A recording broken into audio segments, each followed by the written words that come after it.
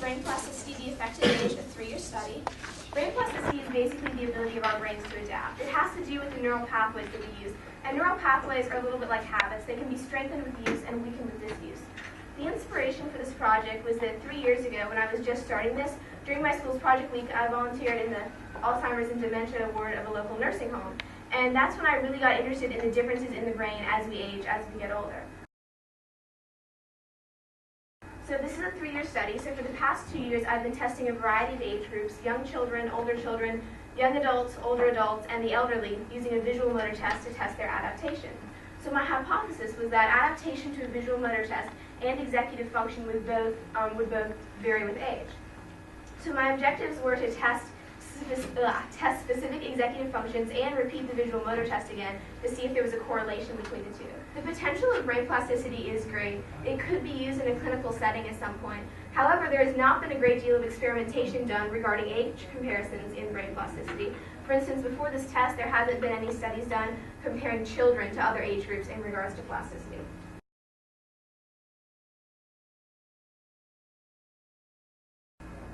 So the first thing that I did was I gathered the materials from prior work. So I gathered the tennis balls, the Delta 25 prism lenses, and the target. And these are the prism goggles that I use. They have Delta 25 prism lenses on them.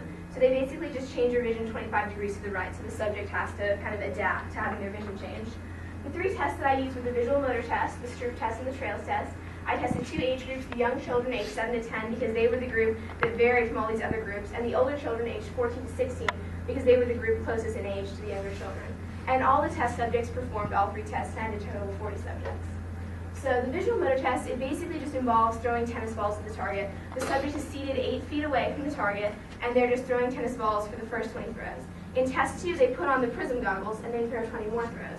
And in test 3, they take off the goggles, and they throw 20 more again. So it's basically establishing their baseline, they have to adapt, and then they have to readapt. Now the Stroop test, this is where the subject is given 45 seconds for each part. And so they have to follow along with their finger and read aloud. And this is the first part. It's basically just 100 blocks of colors, red, green, and blue. They just follow along and read aloud. There's a practice page for each one. And then the second part is just the words, red, green, and blue. And so they do the same thing. There's also a practice one. And then the last part is the interference card. So the words red, green, and blue are printed in red, green, and blue ink, but the color or the word and the color of ink that it's printed in never correspond. And there's also a practice page for that. But so the Stroop test has to do with directed attention. And the way that directed attention works is that when our brain reads a word, it automatically associates the word with the meaning of that word. So for instance, the word red with the color red. And because in the interference card, instead of saying the word, you need to say the color of ink that it's printed in, we have to stop the response of saying the word and say the color. So the Trails test is the other test that I use. This has 2 parts, part A and part B. And part A is basically just connecting the dots.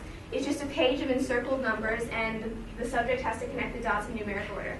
And there's also a practice one for that.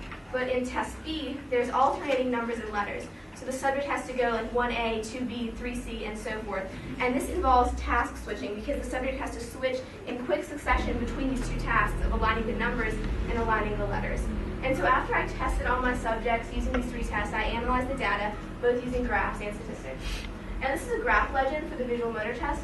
So to graph it, that's a diagram of my target, and that's just a picture of me throwing tennis ball at the target. That's just to show you what the subject would look like while they're undertaking the visual motor test. So basically, this is a diagram of the target, and so I assigned everything to the right of the center a negative number, and anything to the left of the center a positive number, getting increasingly negative or positive as it goes out. And that's basically how I graphed it. This is graph A. This is for the visual motor test. You can see in test 1 here, this is where they don't have the goggles on. They're just sitting there throwing the tennis balls at the target. Now the young children are in blue and the older children are in red. And you can see that while the younger children do deviate a little bit more from the center than the older children, there still isn't a great difference between the 2 age groups. And here, this is test 2. You can tell it's test 2 because they automatically go into the negative numbers. That means they put the goggles on and their vision has been shifted to the right. And you can see here, this is how they're adapting to having the goggles on. And once again, there isn't a great difference between these 2 age groups. They do adapt pretty much the same. The older children are a little bit faster at adaptation, but nothing significant. However, you notice the difference between these 2 ages in test 3. Right here, first of all, not only are the younger children more affected by taking off the goggles, while here they were actually less affected, they don't get back to their baseline. They don't complete adapting. If you look at this end segment here and then you look at the beginning, the younger children do not get back to where they were before, showing that there is a difference between these two age groups in the readaptation phase. This is backed up by the statistics.